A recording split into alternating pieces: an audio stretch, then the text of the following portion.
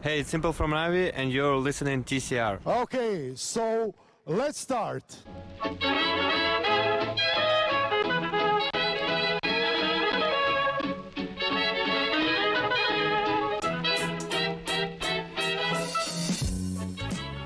What is up, everyone, and welcome back to another edition of The Center Ring, aka TCR, aka your favorite esports podcast. It is episode 217, coming to you live and or pre-recorded from an undisclosed location. The date, it's March 1st, ladies and gentlemen. We survived the leap year. Kind of bullshit we don't get tomorrow off. I feel like leap year should be it happens like what, once every 4 years? It should be a holiday every 4 years. You can't throw us one extra holiday every 4 years. They say we get an extra day, and yet we don't. Not when no. Not when it's a Sunday. Yeah, not when I'm just still having to go to work. But that's for a different time. Because this is going to be the best episode ever, as we had a fantastic Katowice wrap up today. So we will have to talk about that. It is Monday, so you know we have Yikes of the Week, a packed e-news for you, and a little bit of word on the street. But before we do that, make sure you follow us on Twitter at The Center Ring. Give us a review on iTunes or any other app that you listen to us on that you can do that. We appreciate it, and we do read them. We take them to heart. And join our Discord. I think that's really it. Hello, my name is Tim. I will be your captain for this journey into esports, and alongside me, as always, it's my best friend. It's my brown friend. It's Anuj. What's up, buddy? Happy Sunday. No, man, it really was. This was a great esports weekend. We had a lot of viewing going on. Spring is here, or at least for us in the south. I know our brothers up north are still complaining about cold weather, but here in Dallas, Texas, it was a beautiful weekend. What a beautiful day to stay inside and watch some esports. Yeah, and we streamed a little bit and we didn't use the N-word, so that's always a plus. Like, just to make it through. It is possible, hard, guys. I know it's tough. It is possible. We'll figure it out. The key is figure it out. Just say it a lot before you go live. That's what we do. I mean, we just get it out, shake it out of your system. Times. Shake it out of your system. And then when you go live, you won't say it. Like, some people go with the do re mi fa sol la ti do. No, we do hard R's about 12 times. Get them out of the way. Go live. Done. Ow now, brown cow, and then just throw the N-word at the end. Yep. Warms up the pipes. Gets it out of the way. For real, kids, don't say the N-word. Especially if you're a professional player. But we'll get to that later. Because we have a hell of a show to get to.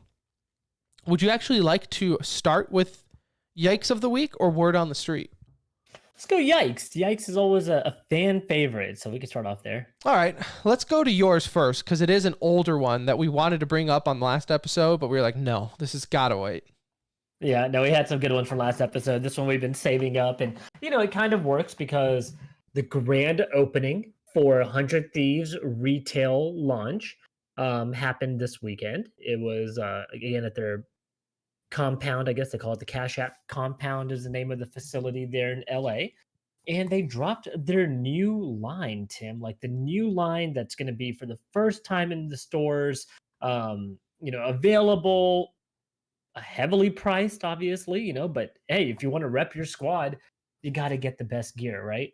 And for a company that focuses so much on style and streetwear and looking hip and looking cool, well, shit, Tim, if I knew we could use Microsoft Paint to make some clothes for us and charge around $80, $90, I would have loved to have done that. Unfortunately, 100 Thieves beat us to it.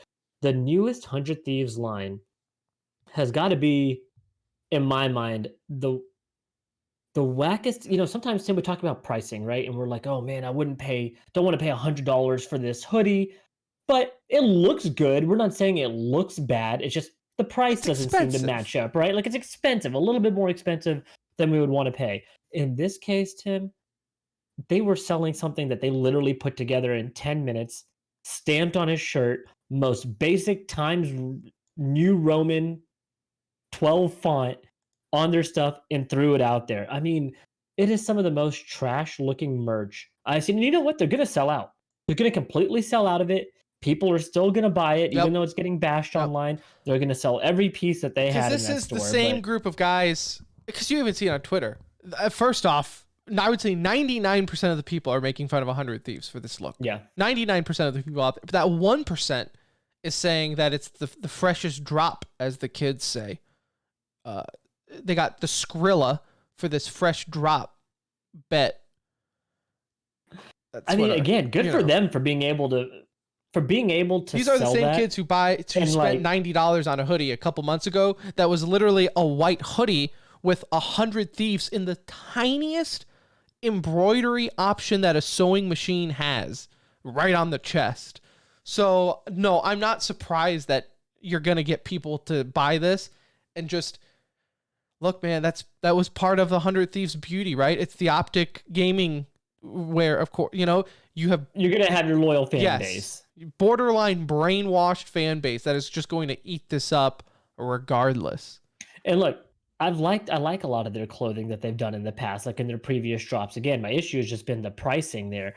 This time, it looks like they should be giving this stuff away, and it's going at the same retail price. And so, I mean, they have a jacket that literally has the number 1 to 100, every number written down on the back of it, and the 100 is in red, and everything else is in gold.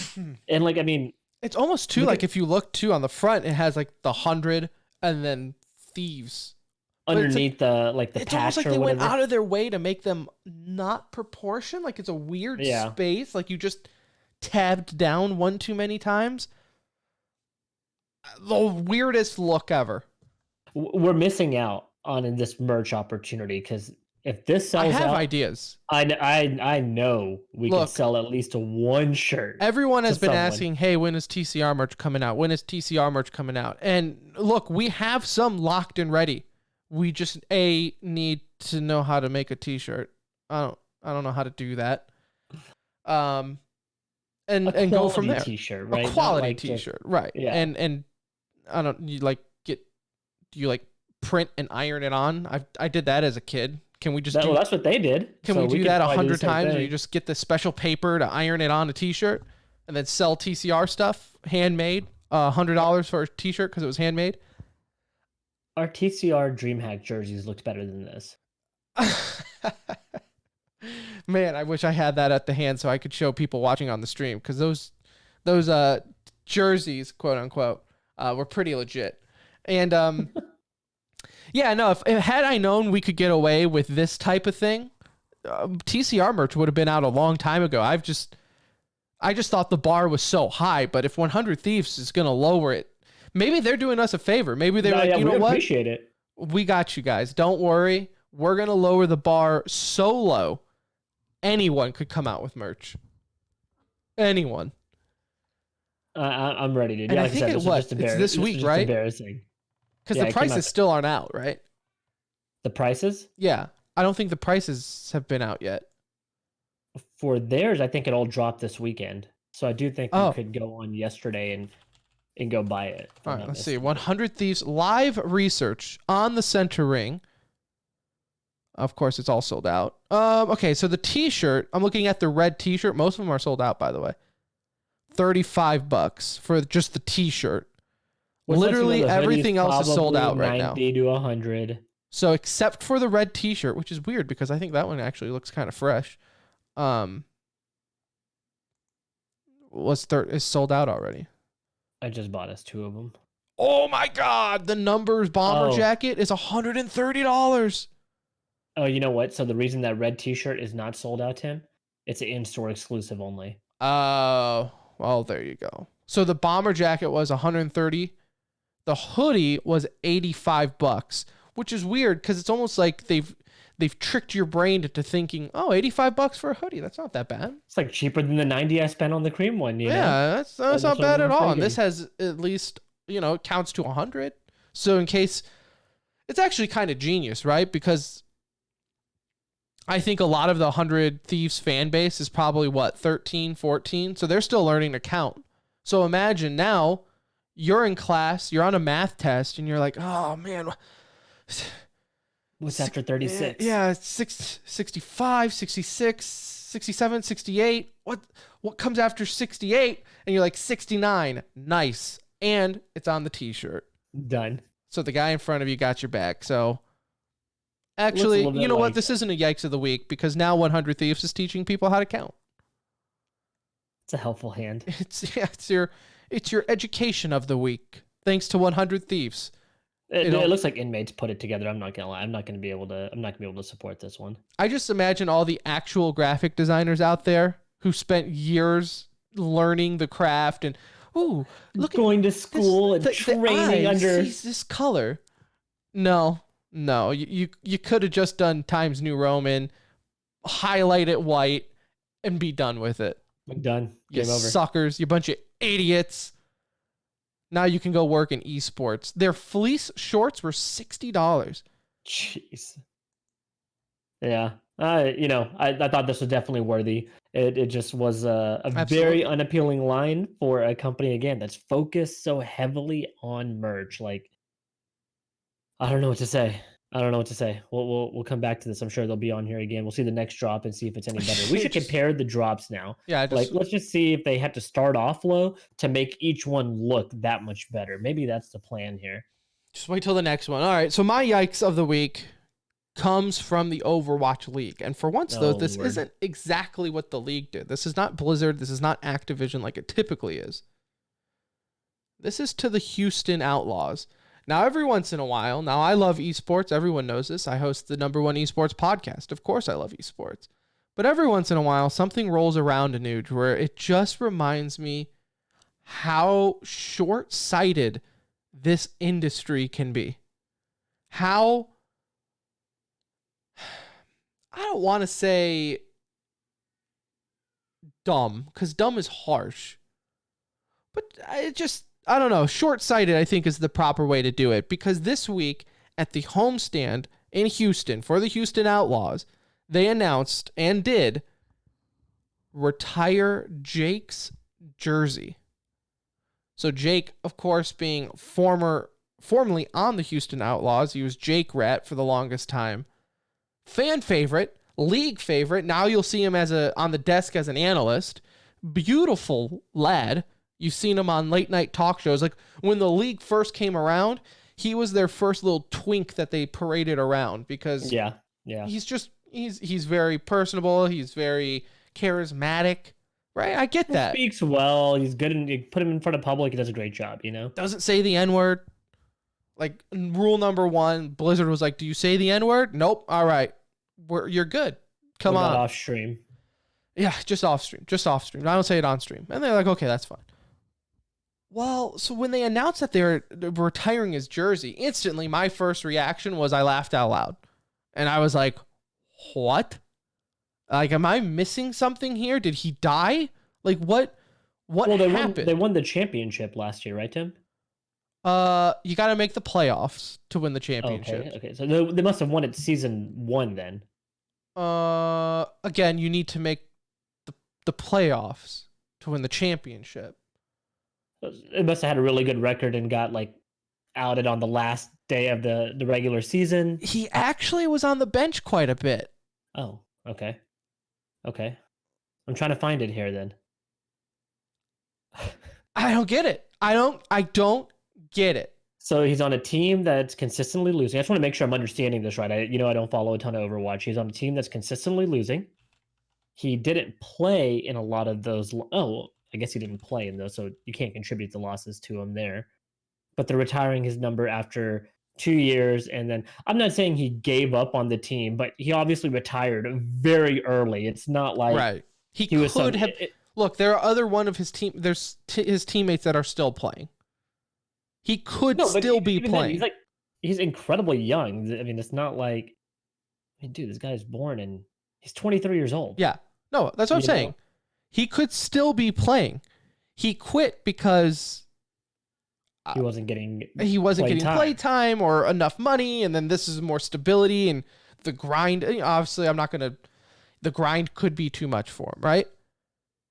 But to retire a number, Like, this is where I say esports is very short-sighted and almost immature in this sense, right? And like almost hard to take it serious because of things like this, where you're retiring a jersey that is supposed to be reserved for legends, right? Or someone that made a huge impact, or I could even give you credit for like an untimely death, and you want to retire the guy's number, 100% okay with, right? But you're thinking, a jersey retired. Michael Jordan, Wayne Gretzky, Dirk Nowitzki, Mike Modano, Troy Aikman, right? Tom Brady's going to have his jersey. What do all those guys have in common? They've won championships. They've broken many records. They are the face of the franchise and sometimes the league. And longevity, right? All these people that you named have been in the league for a long time. So even if Jake had at least been there for, I don't know, the life of Overwatch, right? So whatever that may be, it might be, hell, it might be year 3, might be the life of Overwatch, but year 5, he's been there for 7 years. He did a lot. Not saying he didn't do anything for the city, but there's only so much you can accomplish in like a year and a half to 2 years of playing. And to retire his number, like, man, I hope other teams take note and realize that this was not the way to do it. Like, you should reserve that for some sort of legendary status, some major contributions to the league, and they could a have combination done, like, of both. I feel like is necessary, right? Mm-hmm. They could have said, "Hey, we want to do a little tribute to you. Can you come on stage?" So the fans, because again, this was the first time they've played in Houston. So this guy's been on the team for both years. He was a fan favorite. Yes, I will acknowledge he was a fan favorite not only in Houston but around the league. Everyone loved him. So when he comes in town, hey, Jake, we want to do something for you. Can you come on stage? We'll do a little tribute, say a few words, thank the people, and move on. This is like embarrassing. Like, if I were those other players, I'd be like, whoa, are we all getting our jerseys retired now? Because that's the and that's like, so I was talking to Brett. Well, Sinatra and them are probably going to have a statue now. I mean, build it up. I mean, where's the blueprint? They could retire tomorrow, and there should be a statue and a ring of honor with their names in it. If this is the baseline to get recognized. Yeah, your baseline is playing on a team for 2 years, don't make the playoffs, you rode the bench for half the season the second time because you weren't useful in GOATs, and then you quit. And you couldn't even have, it's not like this is not his fault, but it's not like he could have done a lot to contribute to the city because they were living in LA the whole time he was playing, right? Like, it's not like he was living in the city and he was, I don't know, starting up boys and girls clubs around the city and, meeting at all these fan events and constantly, doing like he's just not able to do that because of the situation that they were in. So again, it just looks. Twitch chat just asked, like, what does Faker get? Yeah. Faker has given his Faker got the team. Faker got ownership. We know what Faker got. A little bit better than a jersey retirement, I guess. But I saw this and I got triggered about it, and I was like, this has fired me up. I was talking to Brett, former host of the show, and there's a reason he's the former host of the show, because he's an idiot. Because he even said, I was like, can you believe they retired his jersey? And he was like, well, he's likable. Well, that's the criteria? That's it? That's where the line's drawn.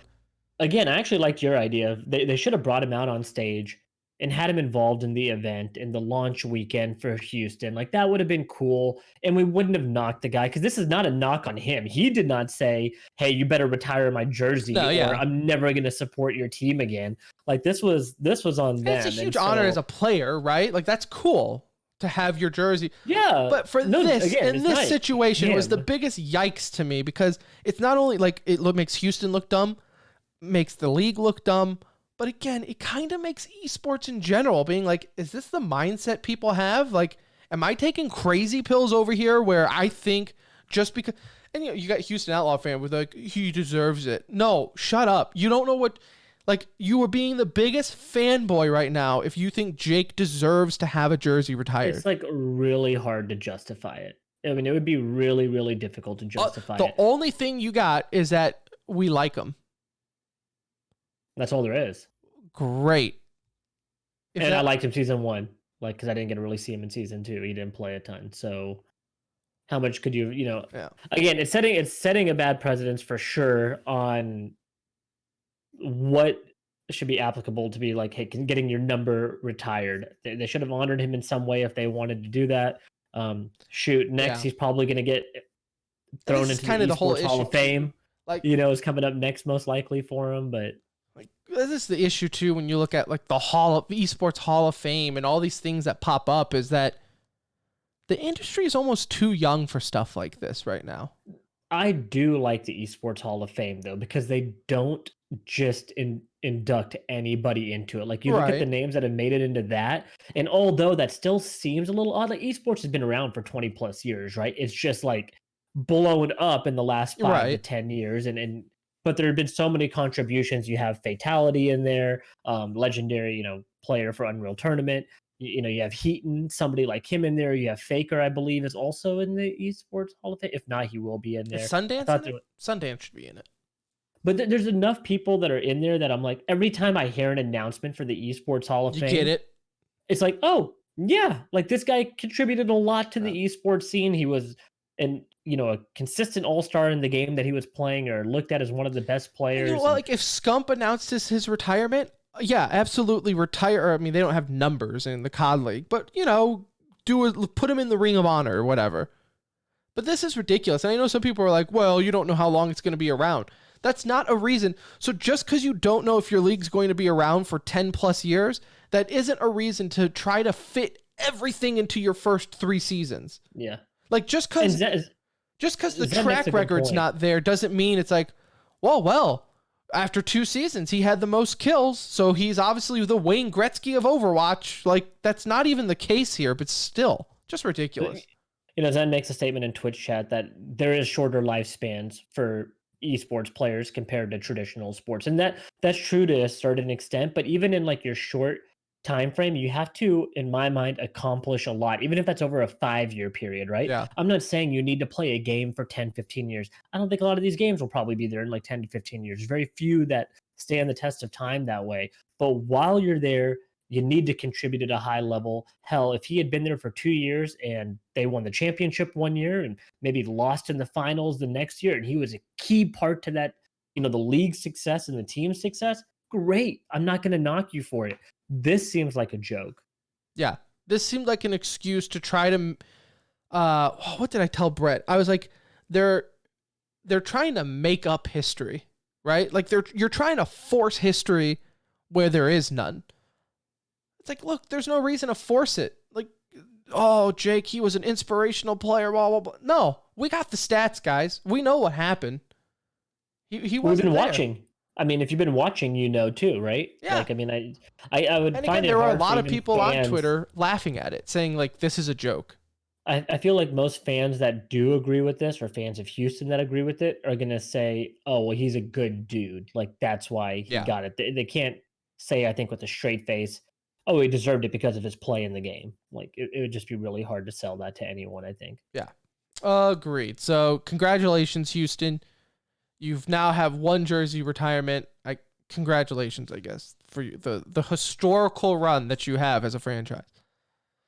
Let's get to some word on the street, Anuj, a segment that we don't do a whole lot, but it's basically going over rumors that either we have started or have heard through the grapevine.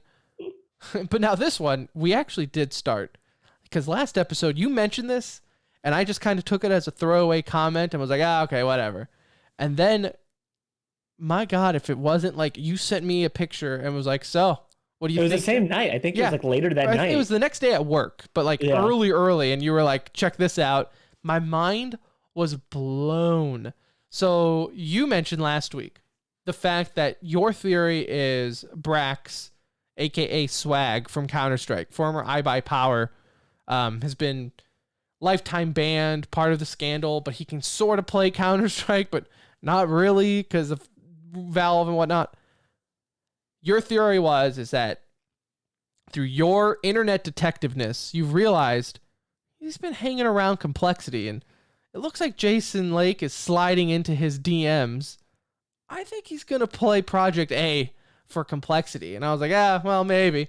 But then sure enough, it's all coming to fruition. So why don't you catch us up? Yeah, so the announcement comes here just a couple of days ago that Swag is officially retiring from CS:GO, and that in itself is a breaking story, right? Like, because that's a Kind of big deal. sad, So right? it really is. There's a 'Cause, like, hint of sadness. Valve really did them dirty. I get what they did was a bad mistake, but a lifetime ban, like we just haven't seen that before. Just like we haven't seen somebody's number get retired for playing poorly, but we haven't seen that type of punishment handed down, especially to people at that age, right? Like it's really uncommon. This is why young kids don't get the death penalty or go to adult prison, right? Because like there is a difference between an adult and a child. And in their case, they were like very young. I think Brax was like 15 at the time when all that stuff broke out. And so now, because he is not allowed to compete at Valve sponsored events, that limits his ability to get onto a top roster and ever compete for anything meaningful. And so he did announce his retirement the other day. Shortly after, there was news coming out that his focus is going to be towards Project A. And, like Tim mentioned, I'd noticed a lot of like Jason Lake, if you follow the right people, it tells you when somebody comments even on a particular thing, like, oh, Jason Lake commented on this or somebody commented on this. And I had been noticing that Jason Lake, it kind of popped up several times. And when Swag posts, he'll do the eyes or googly eyes or something or whatever, just to be in there. And you start putting two and two together. And Tim, I mean, from everything we know about Project A, and which is limited right now, and we should, and we'll probably just mention this now, we will get a lot more information tomorrow. The announcement should be coming out tomorrow. We'll probably get beta dates, would be my guess, and a lot of gameplay action just to kind of get more of a feel for the game. But it makes a lot of sense because we do both at least believe Project A will be a successful esport. Whether we like the game or not is a different thing. Right. But I do think with the backing of Riot, the time invested into this particular project, and then the pull that they have within Asia, EU, and the Americas, like it's very hard for me to believe that this game's not going to be successful. Again, I'm not counting success as it being an amazing game. I hope it will be, but we'll see. But I do think this makes a lot of sense for Swag here. Like this is an opportunity for him to go compete in a CS style shooter, right? When we say CS style, we're talking just about the shooting mechanics. I know there's abilities and all that, but if he can carry over that aim, there's no reason why he wouldn't have a chance to compete at a high level. Then you take his branding into it, right? A team like Complexity, if they can form an Apex squad early on, and again, the Complexity stuff is like the rumorville part of this, I feel, for the most part now.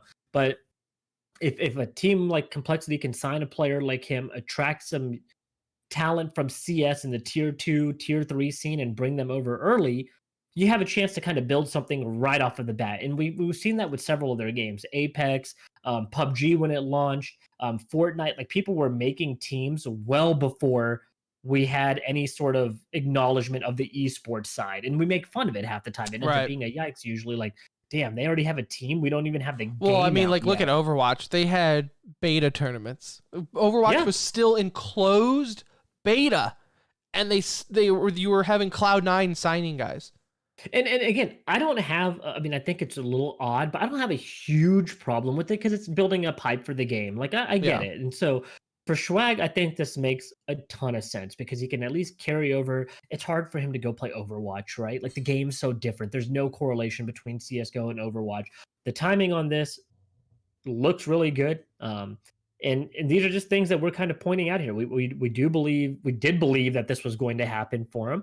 And sure enough, it is. And so I'm excited to see what this chapter brings for him because I do root for those IBP guys. I don't even like all of them. I don't like Days. I think he's like an a-hole on stream. Steel, kind of the same thing, like a very tough personality to swallow, although he's like lightened up in his older days. But I do want to see success for them because that was such a harsh punishment and it's never going to be forgotten. It's why Richard Lewis is as famous as he is. And he's done a lot of good work, but that particular story elevated him to another level.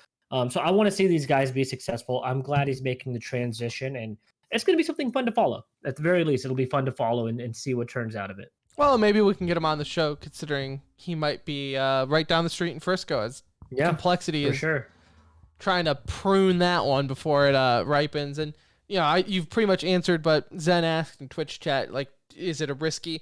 I do think just now, obviously, we know as much as everyone else, right? But I think that transition, I don't think it matters that he played Go and going over. I mean, you have like pros make those crossovers between games.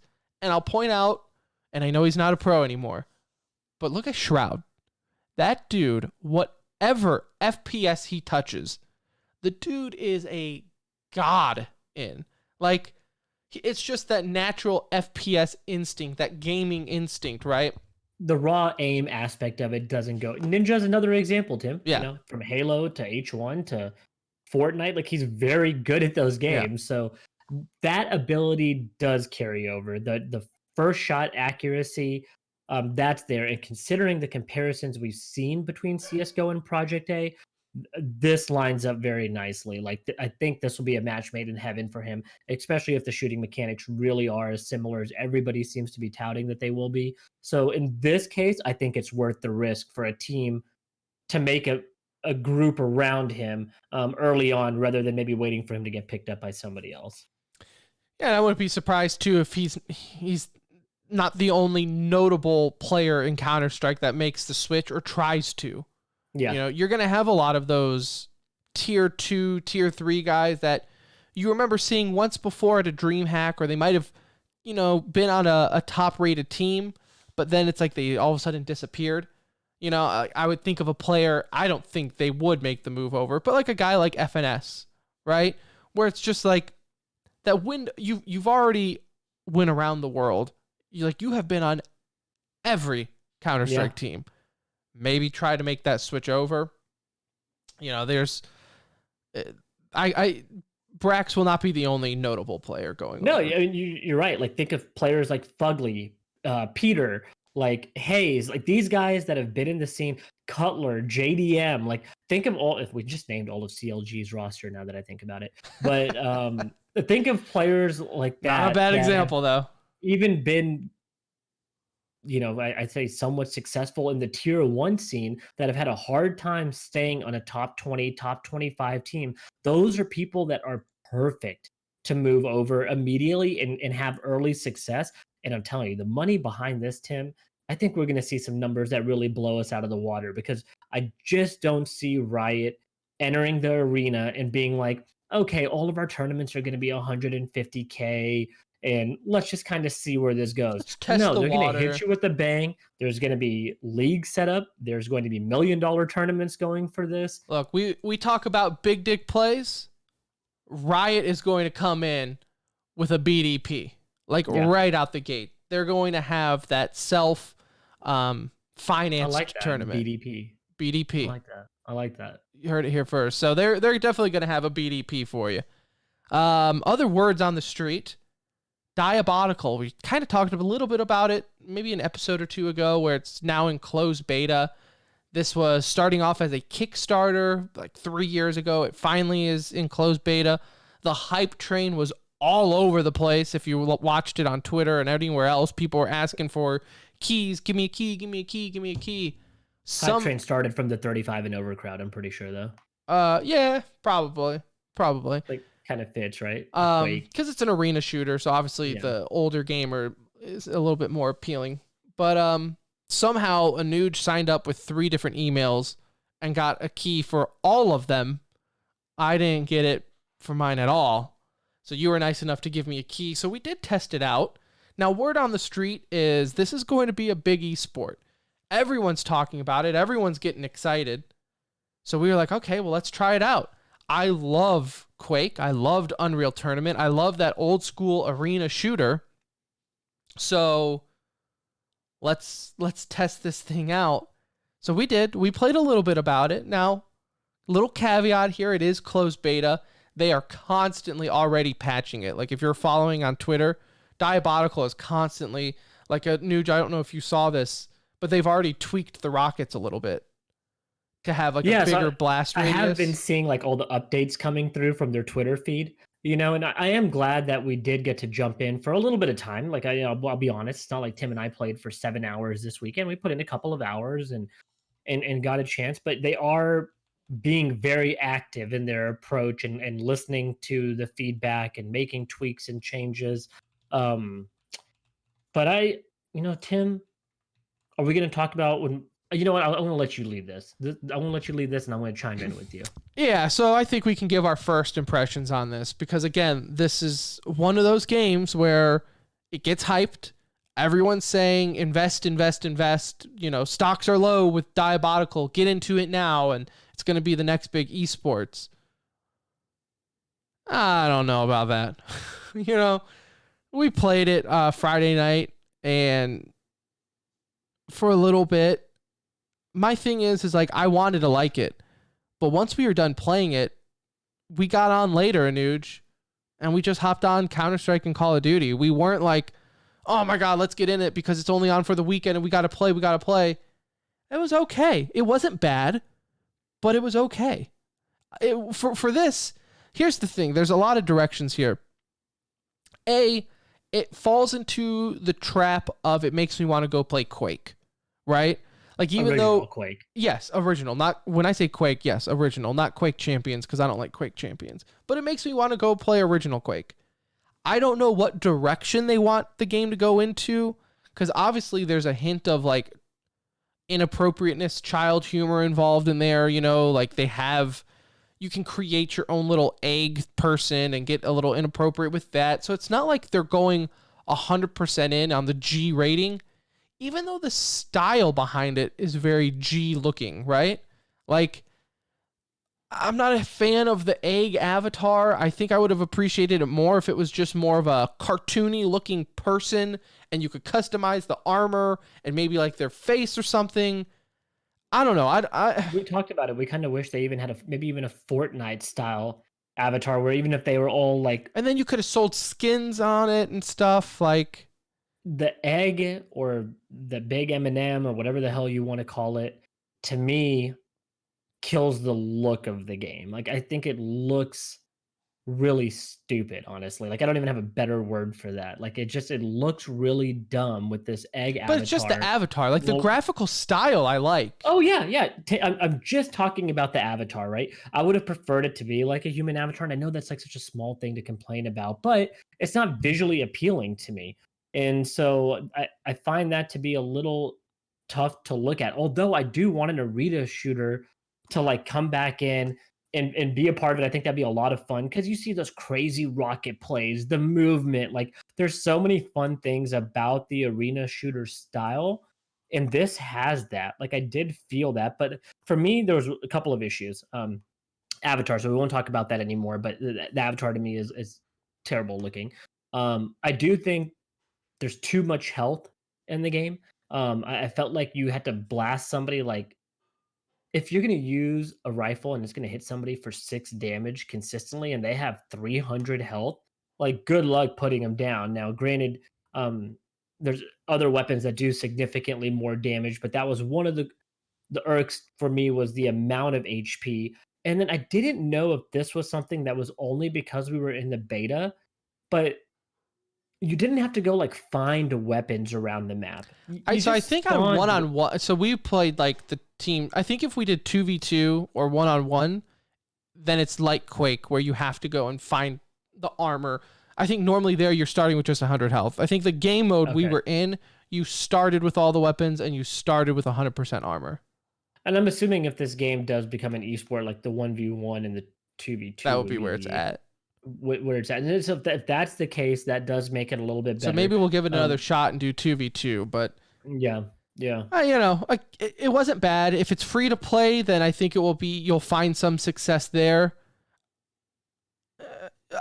So here's the other beef.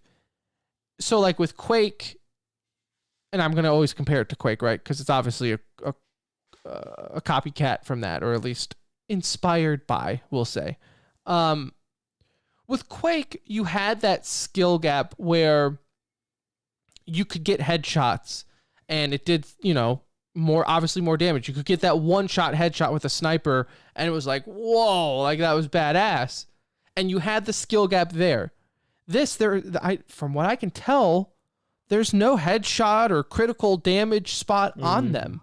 It is just, you could hit him in the head, you could hit him in the foot. It doesn't matter. It's going to do the same amount of damage. One static number. Yeah, and again, I think from a casual standpoint, from whatever, that's cool. But if I want that headshot, I want that clutch. If it's a 2v1 on a 2v2 elimination, where that one dude can pop off and get 2 really badass headshots and win the round. Yeah. Where it is right now, that's never going to happen. And if it does, it's not because that one guy clutched it. It's because the 2 guys screwed it up. Yeah. Because you have that heal ability that we saw as well. And that was again in the 5v5. So who knows how that's going to work for the 1v1 and 2v2. I guess we should probably go back and do that before we... I'm not writing it off. You know, if our closed beta access transfers over to the next one, which I think it would, I doubt they reassign keys. I'm interested in, look, it's an arena shooter, and if it's going to be the popular one of the day, I'm going to give it a shot because I do want an arena shooter to play. I do think it'll do better than like anything that Quake and them have done in the past. The 10 Quake years, Champions, their stage 2 finals were today. 6,000 viewers. Oh, okay. It's coming back. I'm pretty sure streamers are having more than that just playing this game at the moment on Maybe stream, just the hype of an arena shooter got people to watch. I want it to be good. And it's not that it's bad. It's just I have some issues with it, and especially on the avatar side. Is it too late just to redesign your avatar completely? Please, like, don't make them these. Maybe it's for hitbox reasons. Like that could genuinely be the reason, is they didn't want the hitbox to be either very tall or they needed them to be wider. Also, if I hear whatever the hell the announcer says during the game one more time, I'm going to break my headphones. What does he say? Drop the egg or something like egg that? Split or something like that? Egg blitz or something. Every time you get a kill, like oh god, it was like that's all you heard all game. I was like, what are they saying? Yeah. It would be funny, like what they should do is if they want to go with this whole egg thing, like if you shoot somebody, like yolk comes out of them or something. Or something weird, I don't know. But it's just... Again, I'm 50-50 on it right now. I'm not ruling it out, but I'm not going to say that it's a winner. I'm saying it is the first weekend of closed beta, so we'll have to wait and see. I will play it again, but right now is word on the street. Not hot take though, arena shooters will never be popular again. Oh no. Yeah, they're not making a comeback. We're past the time of an arena shooter being. Yeah, I know everybody wants it, but people don't invest the time in it, and you see that with other games that have come out. Like there just wasn't. Well, it's the nostalgia factor. I think everyone likes it, but yeah, when I guess maybe if it were just you or just a buddy, sure, but me and Anuj could be playing that game 2v2, dominating, having the time of our lives. Well, if a listener hits us up to play Counter-Strike or if a buddy gets on, okay, well, I guess we're going to leave this game now because we're going to go play a game that more people can play. It's just the way people play games nowadays is so friend heavy that the 1v1 game is tough. It's tough. But again, I like, Zen says in the chat, cell shaded Quake. That's not a bad idea. I don't mind that. It's just this goofy looking egg avatar that I can't get a headshot on is kind of a mood killer. Because like any hit is a headshot technically. Yeah, on the character. Like it doesn't. I can't get that pop off, right? Yeah. Really, what I'm trying to say is the one thing that's preventing me from going pro in this is that if they would change it, I would go pro, hands down, easy peasy. All right, so let's get into some of the beefs. Holy crap, it's already been 45 minutes, Anuj, and we haven't even gotten to Katowice. Not a lot to talk about here, Tim. It was really an uneventful tournament. Yeah. Didn't break any records. Nothing really stood out. Like nothing. I mean, I can't even remember one simple play. You said simple. You should be the host of the event because that's all they did all weekend. If I hear one more goddamn simple joke, Anuj, I'm going to scream. He was incredible, Tim. He's incredible. But he is every time Stunna made a sentence, it was a simple dad joke. I'm like, oh, I get it, Stunna. I get it. Thank you. Yeah. No. But no, it was an incredible event. It is really cool to see Na'Vi, I think, being a legit contender to knock off Astralis. We talked about it last episode where you almost need to see Astralis lose in the grand finals for it to be convincing. However, if the team that knocks them off is the team that goes on to win, then I think that's okay. Right? And the way they did it, like convincingly. You Yeah. know, they didn't slip through any phase of this tournament. They were pretty much dominant throughout. So Well, it they didn't started off, drop a obviously, we talked map about it on last week. playoffs. Yeah, we talked about it last week. Like the biggest match for us for opening week was that phase Navi match, right? We're like, man, phase really coming in here hot. Um, team to kind of watch. And then you have Navi come out, beat them 2-1, but looked really good in the game. I mean, overall, they were all three relatively close matches. And nothing led you to believe at that point that this was going to be the big tournament for Simple or Navi. Then round 2 comes along.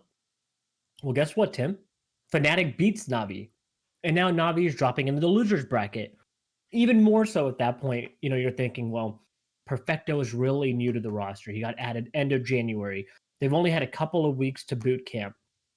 How on earth is this team going to be considered the favorite, especially when G2 was looking really hot at the time? Astralis had just dumpstered all over Vitality 2-0, smoked Fnatic in the next round. So it was like, in my mind, there was just no chance of this going the way it did. Like, I just didn't see it coming at all. And again, partially is because Perfecto is really new on the roster. They haven't had a ton of time to boot camp, and they didn't look great early on.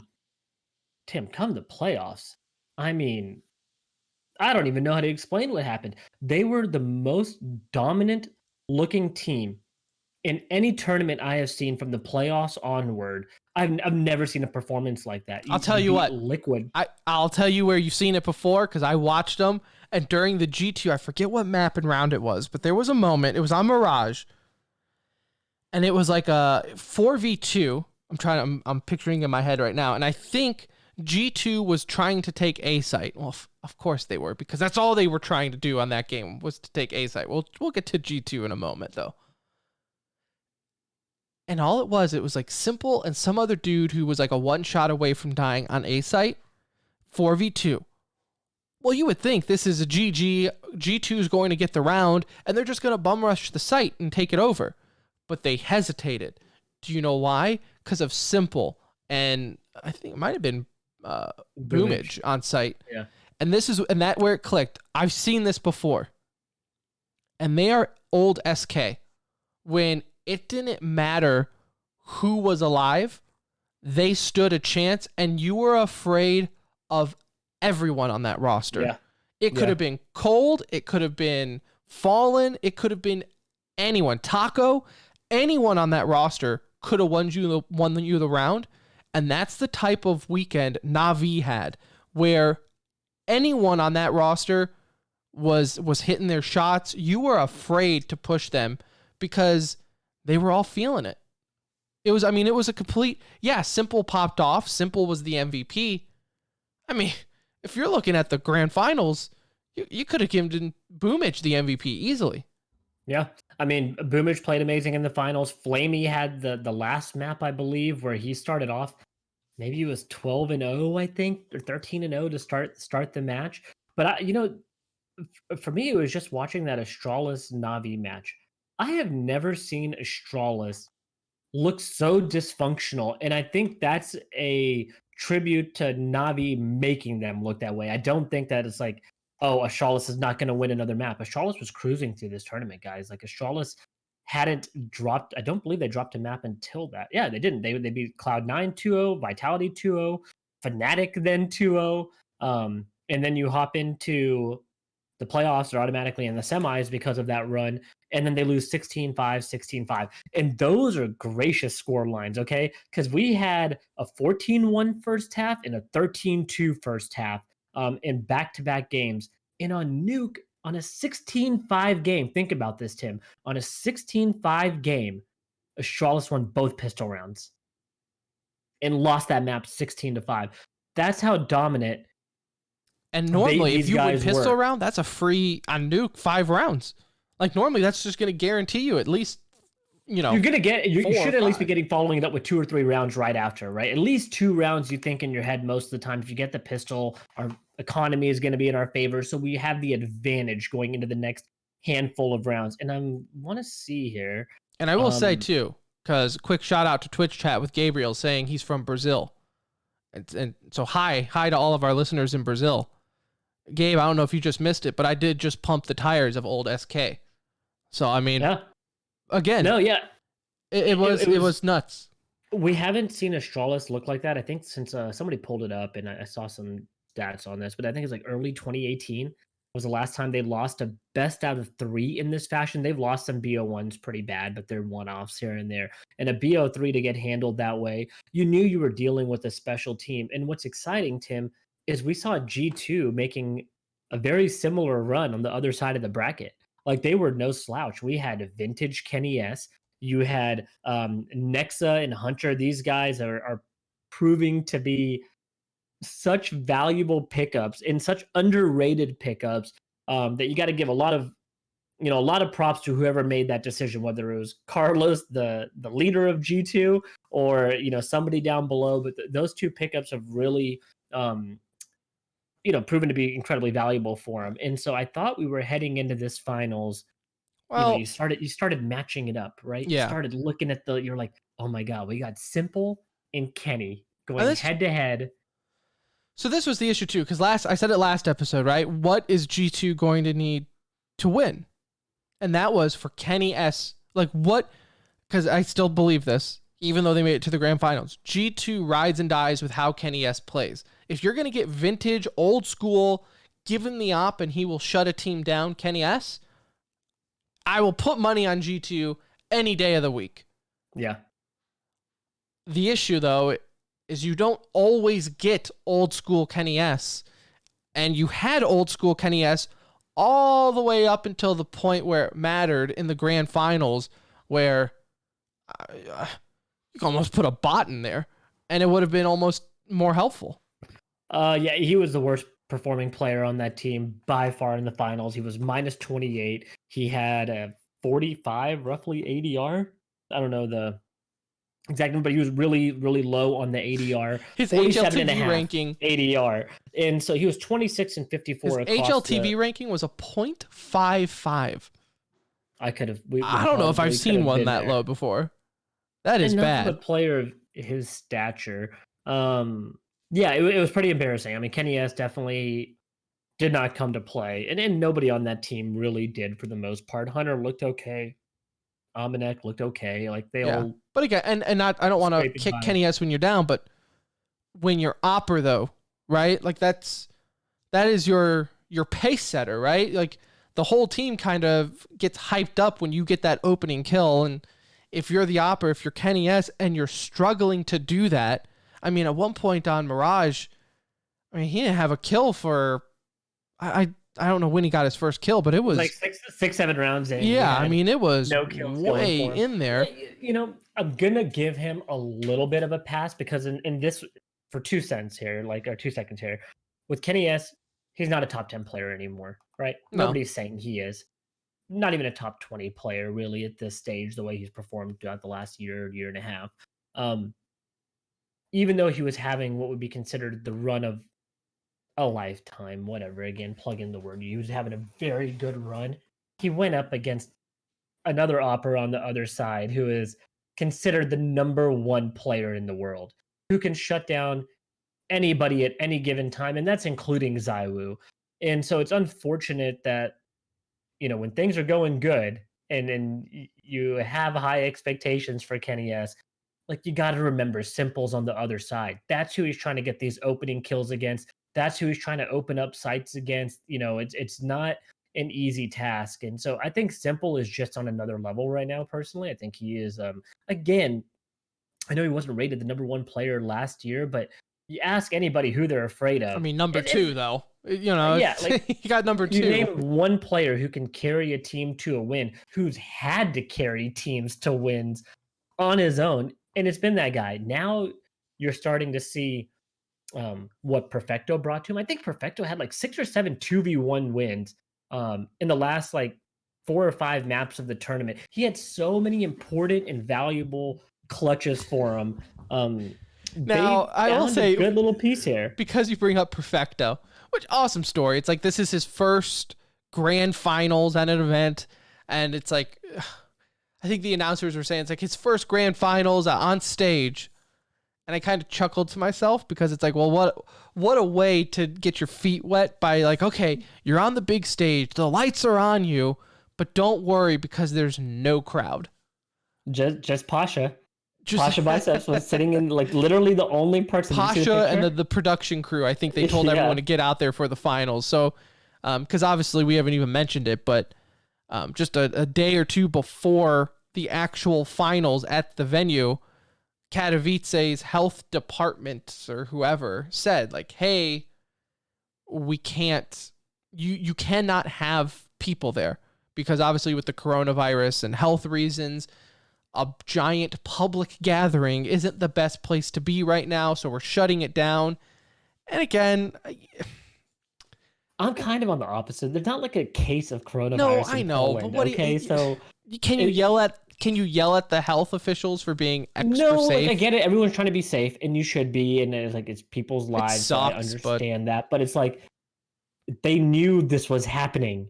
This was not a surprise pop-up shop where it's like, hey, we're selling merch today. Like everybody show up at 6th and Main, and here we are. No, this was planned months in advance, if not a full year in advance. So you had really any time over the past 3, 4, 5 weeks where the coronavirus has been largely in the public eye, and we've seen a ton of esports events canceled. Shit, that's half of our news for today on E! News anyway. We'll talk about all the other cancellations, but I'm disappointed the way they did it. And I'm not disappointed with ESL. This is not ESL. I'm disappointed with whoever made that decision. It's like you feel for ESL because we had people flying in from all over the world for this. You should have been able to determine this a few weeks back as this was becoming, topic number one across the media and in esports. Like it's affected esports already so much. And so super sad for those players to have to play on stage and not in front of that crowd. Super disappointed for the fans who flew out there, the ones that are local, that like this is their event that they go to, really, really heartbreaking. And then again, a lot of these guys, it was their first time on stage. Like Kenny S has not played on stage in Katowice. Simple hasn't won Katowice before. Perfecto's never really played on stage before. So it's like a lot of firsts for these guys, and that's really disappointing that it happened that way. Again, I get the cancellation. I didn't like the way that it was done, but just think of the money lost here, right? For the venue, concessions, merch, ticket. I mean, they got to refund all the ticket sales. Yeah. I mean, and that's not a small venue. I would love to see the books for ESL on this one just to see the money lost. I'll tell you, Tim, so this is probably a good time to bring this up.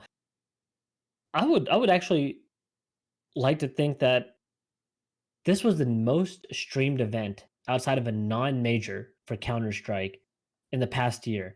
It peaked at over 1 million viewers combined between YouTube, Twitch, and then I believe there's another platform or two. And between YouTube and Twitch alone, I think it cracked it right around 987. And then counting the other ones, it peaked at over 1 million.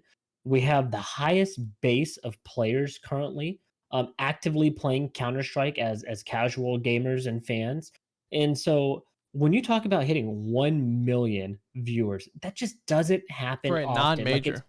For a non-major. And so I think ESL is going to come out okay here. Like they had a lot of attention. There was a lot of sympathy thrown towards them. Obviously, they're taking a loss overall, but the event gained so much, it's hard to believe, more notoriety for Katowice, but it really did. And so it helped that we had some amazing CS. Like we really just had good CS. Simple takes the trophy home. Simple takes home the MVP. We got to see vintage Kenny S for a period there. Like I will say, before we get too far away from that matchup too, I want to say one thing and then we can move on to the other teams for that. Is like you said, like it sucks for G2 because even though you guys were you were feeling it, right? You were having a run, but you hit Astralis 2.0 with Na'Vi. Hell, they might even be the new Astralis, right? We don't know how that's going to play out. They looked good. They looked good this event. But I don't know who's the shot caller with G2 who's constantly telling them to run it down A site over and over and over. It wasn't just on Mirage, like even Dust. They constantly tried to push A site down long. And on Mirage, they didn't go to B until like round 14. And I even said in the Discord, like, at this point, you've lost already. Like, it was like 13-1, and they finally, for the first time, push B site. It's like, obviously, A's not working. I understand that maybe you don't want to push B because when you have like an op watching mid, or if Navi is obviously outgunning you, retaking mid is kind of risky if you're the struggling team. But at that point, like, A is not working. I mean, hell, they were even able to put down the bomb, and then still Navi walked into the retake as like taking candy from a baby, like if there was no one there. B is significantly harder to take, but also harder to retake. So I do agree they should have pushed. They should have pushed that more, and I'm disappointed because it was their map pick. So it almost felt like they were unprepared for a map that they decided to play. But they did lose this in the map pick in my mind. It was stupid of them to pick Nuke. You just saw Navi take it to Astralis on one of Astralis's best map on a 13-2 first half for CT side for him. And then really had no trouble closing it out, obviously. So you start off with Nuke. Obviously a tough matchup, 16-4. You get it handed to you. Dust 2, again, I think was a little bit of a risky pick by Navi at that point, because we know the French teams really like Dust 2. And that's why we had that 16-13 map there, and that was a close one. But then even Mirage, going back to G2's pick, that's a map that Navi is also very comfortable with, and most teams are at this point because it's been out. It really hasn't had many changes. Like, you kind of know the plays that are coming, or the hits or the executes that you would anticipate on that type of map. Obviously, the slight changes recently with the new bench and all that outside and mid, but it doesn't seem to have a huge effect on the way the map is played. And so I thought they lost it in the map pick. I thought Nuke being the first map was way too confident of a pick for them. And you love to see the confidence, but I wouldn't touch a map that you just saw them absolutely destroy Astralis on. And again, that's Astralis's like baby, pretty much. We've seen some crazy 40 plus streaks from them on that map. And so for G2, you got to be coming out of here disappointed. You obviously wanted the win.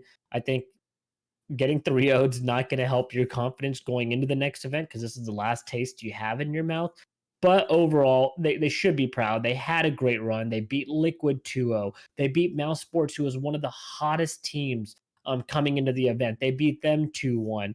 And in the first round, again, they took it to, I don't know if I said 100 Thieves. I meant to say Mouse Sports 2-1. But they took it to 100 Thieves 2-0 in the first round, and 100 Thieves also, advanced to the playoffs. So they had a fantastic run.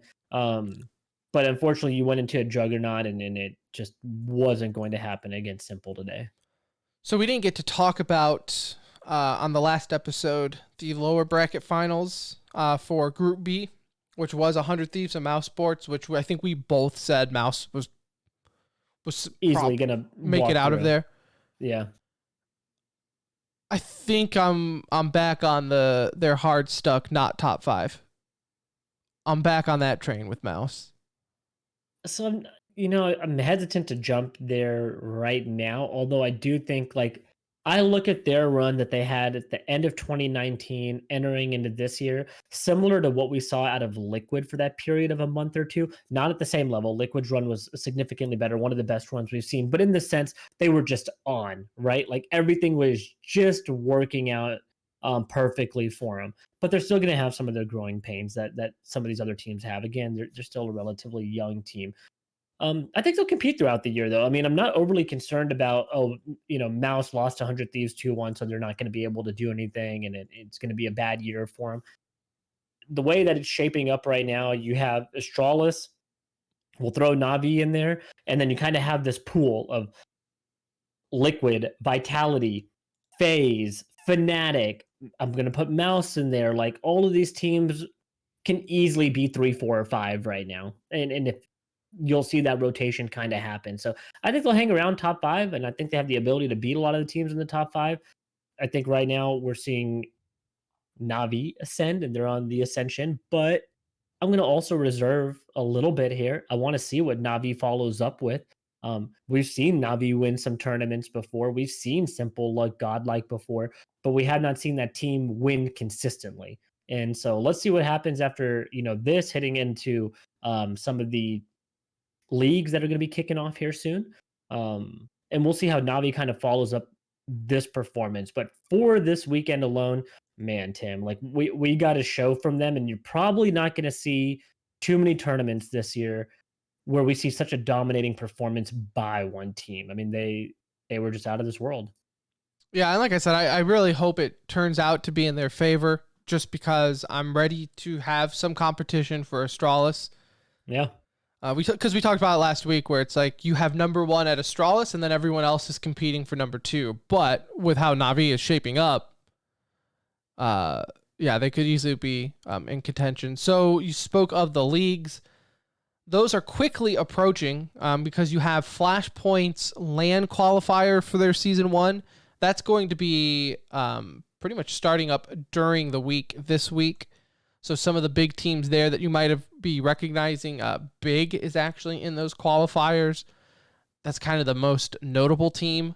Chaos Esports will be in there. Of course, that's where Steel and Smuya resides now. So they have some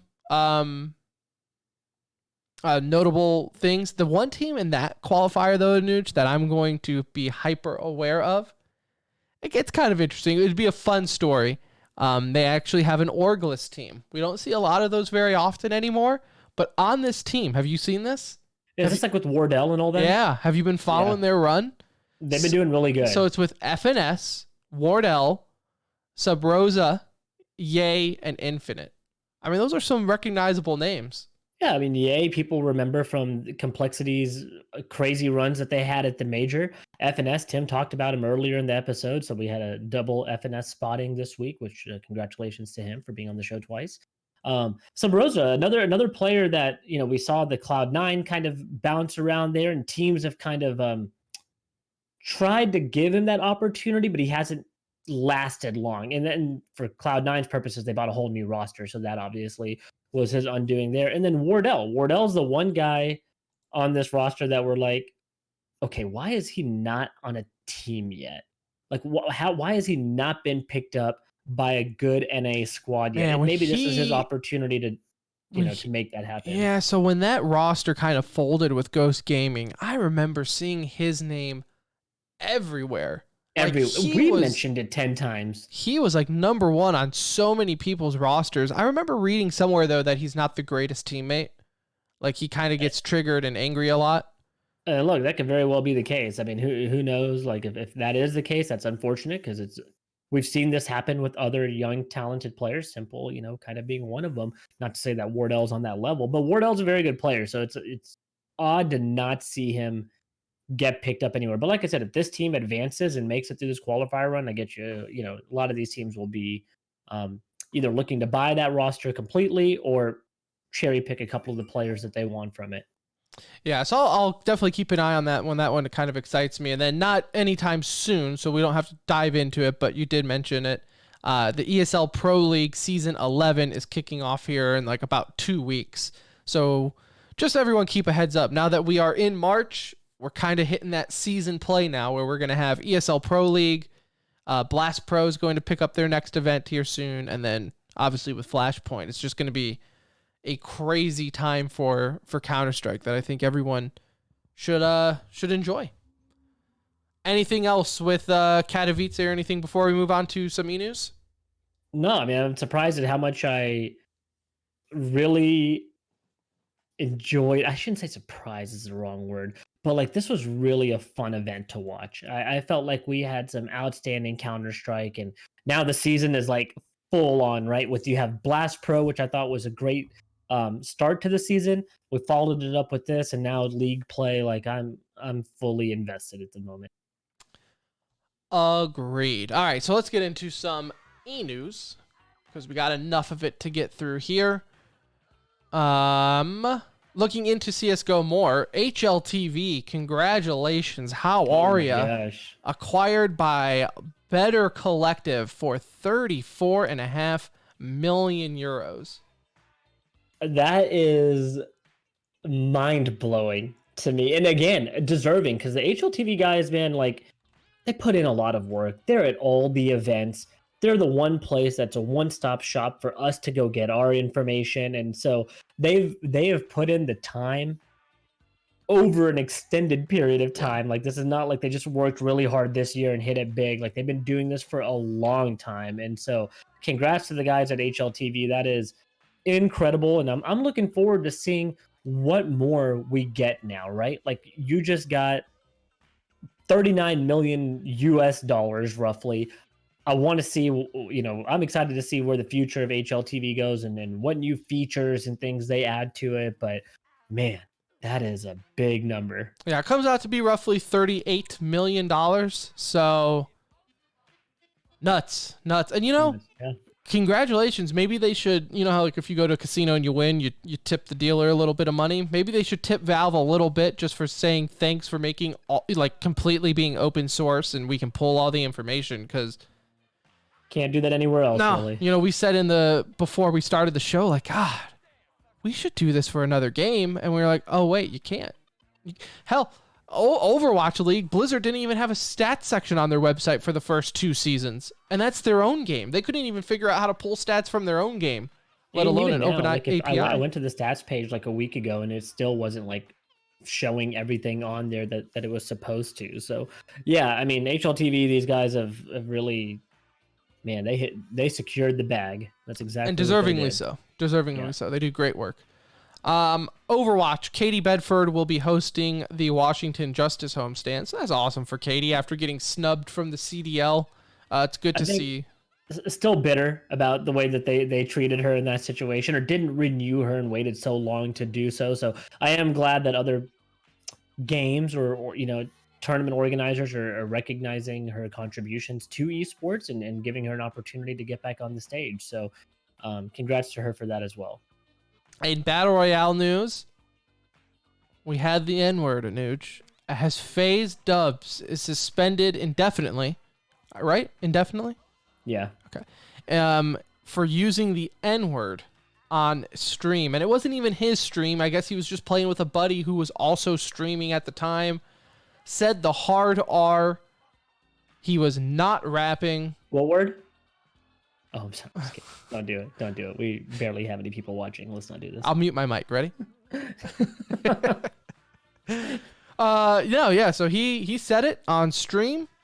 That clip, it was clipped on Twitch, got out everywhere, and of course, FaZe came out, made a big statement saying it's very unacceptable. He is now taking sensitivity training. In fact, everyone on FaZe is taking sensitivity training now, and hopefully he'll learn from his mistake. Can you imagine FaZe Banks walks into the room and he's like, guys, we got to do this sensitivity training. I feel you, dog. I feel you. FaZe up. FaZe up.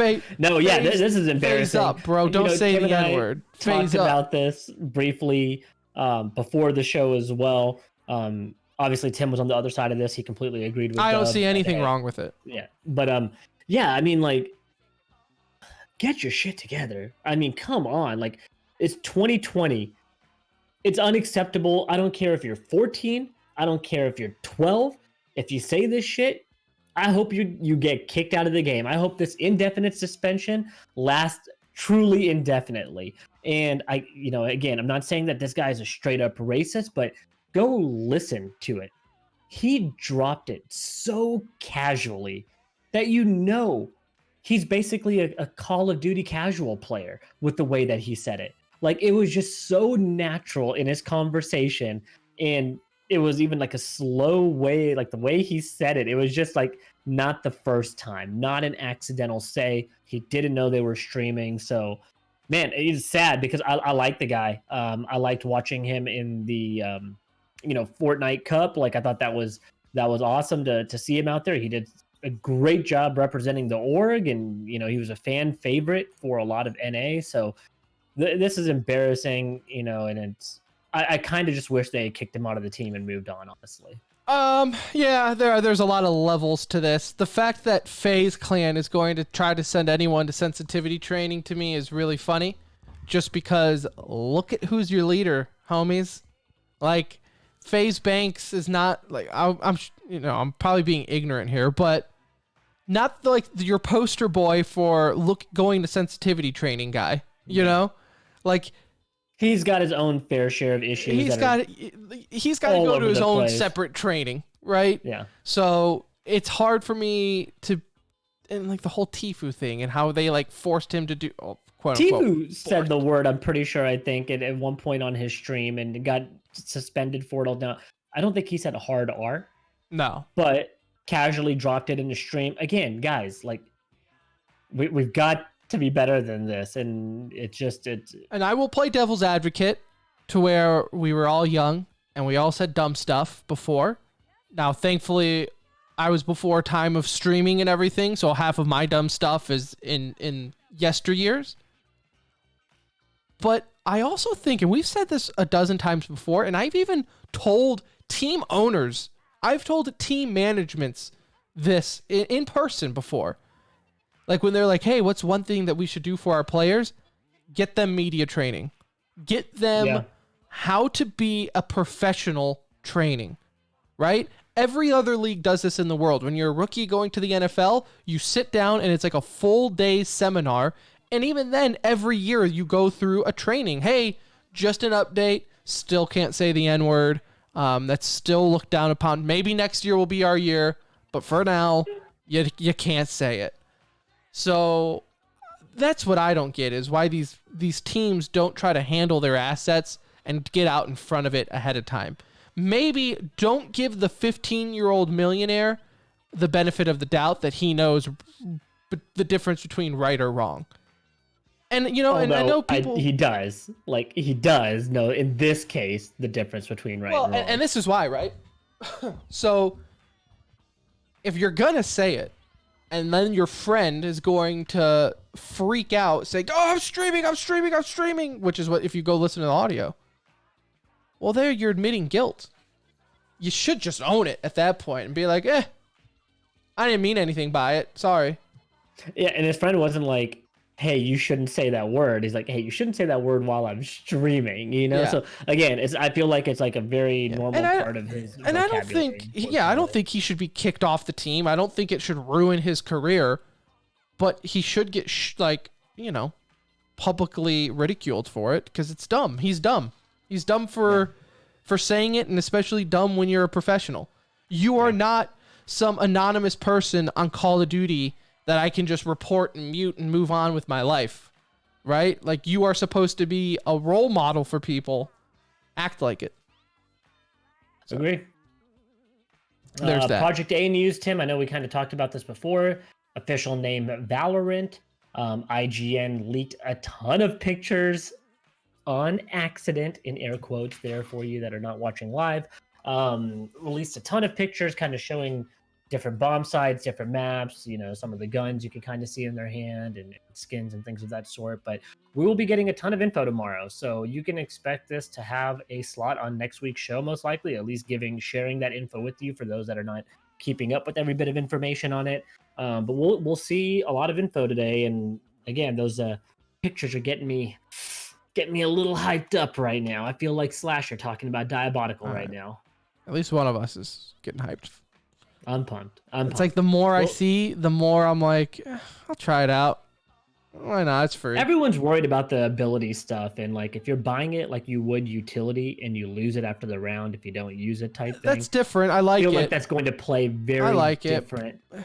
And Tim, we talked to a handful of people in the scene. We've talked to people that have actually played the game, and not one of them has told us, oh, the abilities ruin the game for me. And these are CSGO people that are playing it. Just hold me back from the ledge. That's all I got to say. You know me. I want to make you play with me. I want to make you enjoy it. You're not going to have a choice, so you better just get on board right now. I know. We all can play that card of you have to play with me no matter what now. Because remember it's good. It's for the show, Tim. It's for the listener. I know. I'll play it. Stay hard, by the way, to Project A, which I actually liked more than Valorant. I kind of like the Project A name too. Like, it just sounded, it flowed nicely. Yeah. So I think that's Valorant. We will refer to this as Valorant going forward now that that is the official name. So, RIP Project A. Stay hard, Project A. You served us greatly. In other FGC news, the Smash World Tour was announced, a tournament series for both Ultimate and Melee players over 25 events. And I think that is not like a set number. I think that's a liquid number that you can grow. With a combined $250,000 prize pool, which doesn't sound like a lot over a course of 25 tournaments, but for Smash, I mean, that's like retirement money. Yeah, no. Like, I mean, in the sense of if it's broken down in the sense of every tournament has the same prize pool, then you're looking at 10K in prizes per tournament. And assuming that it all doesn't go to first place, then we're kind of back in the same like $3,000 to $5,000 for winning, which is still pretty good for a Smash event. I'm kind of curious to see how it's laid out, but exciting news nonetheless. And I like that they're combining both and trying to merge that fan base because the fans generally are the same. People that still enjoy playing Melee probably play Ultimate with their friends when they come over and vice versa, right? So I think this is great now, in the sense that... Is this supported by Nintendo, though, anyway? It's not, right? No, like, at least according to the Twitter, there was no, like, verbiage on there that would make you think that this is done by Nintendo. So we're still on that block of Nintendo's just not buying in. But again, you like to see more coming into this, just pumping out more into this scene. So we'll keep tabs on it and see where this goes from here. In coronavirus news, your weekly What's Been Shut Down This Week update. You have the Capcom Pro Tour removed 3 upcoming events in fear of the coronavirus. Brussels Challenge 2020, NorCal Regionals. I almost said Norcal. Thank God you didn't say anything else. That would have been boy, what a name for a tournament. Just hard R Regionals for 2020. And April's Annihilation 2020. Very dramatic name, by the way. And also the GDC canceled for Friday afternoon right before the event started due to the coronavirus. That was another one that I had an issue with how they canceled that. It was like a couple hours before the event started. And it's like, come on, guys. Like, the stuff's in the books. Cancel it well in advance before all these people are flying in town for it. Because the people are willing to take a risk. Like, at that point, I'll roll the dice. And I know it's getting real, too. Yeah, because, like, Tavik said in chat, his work messaged him about it. I think my work sent an email, but that would require me reading my work email to care. But it's getting legit, like, real. I will riot if DreamHack Dallas gets canceled. I will risk the coronavirus to go to DreamHack Dallas. I'm confident here in America we can survive. I'm pretty sure Trump will create the vaccine here pretty soon. Yeah, of course.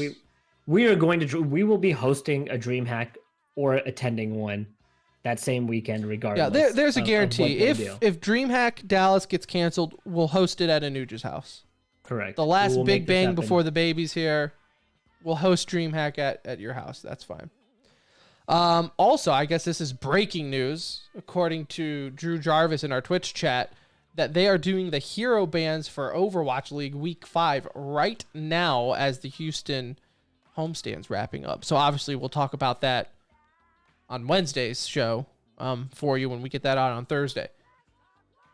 Other than that, I think that's about it. I will say one thing, though, about the N-word. If I could have my last N-word thought of the day, if you would indulge me. Yeah, please. I'm nervous. I feel like kids nowadays like to say it. And it just seems like they say it and then they get caught, right? Because we constantly get it on the show where, so-and-so said the N-word. People like to say it anonymously most of the time, though, right? It's that random person on a video game that's yelling it or saying it, or it's in their name or whatever. But yeah, I mean, unfortunately, it's all too casual in the gaming scene. And the only people that can change that, Tim, are, guess who?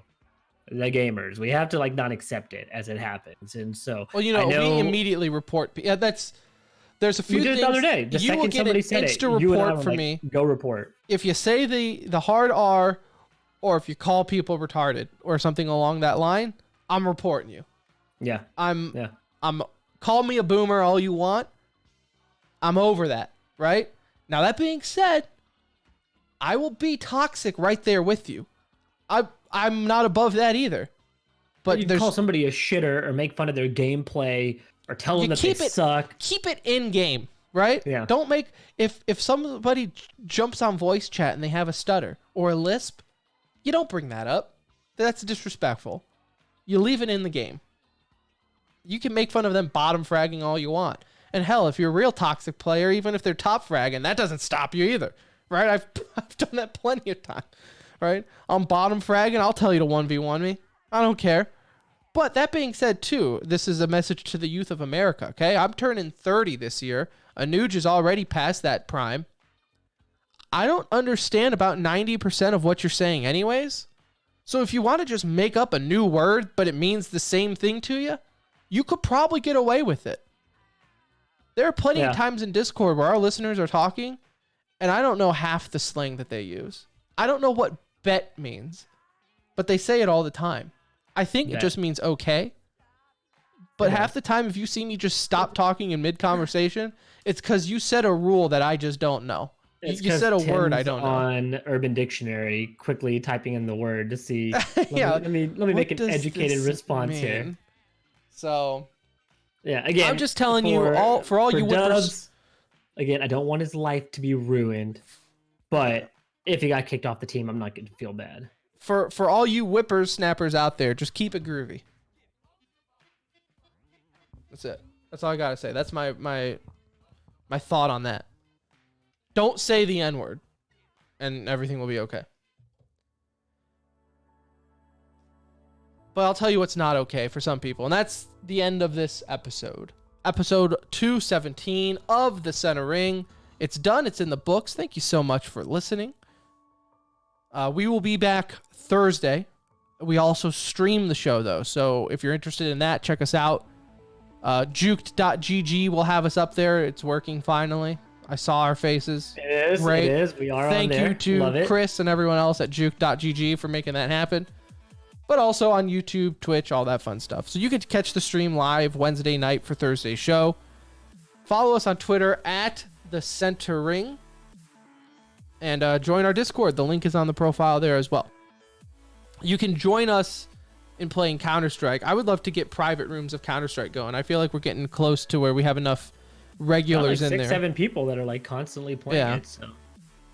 A wide array of skills too. So if you're like, oh, I'm silver 1, no, I can't play. Don't worry about it. We actually have some true silver 1s in here, so you'd fit right in. Party. We will be back though Thursday talking some, I guess, Overwatch League bans now that we have that hero rotation in. So until then, for Nuge, I'm Tim. We'll see ya.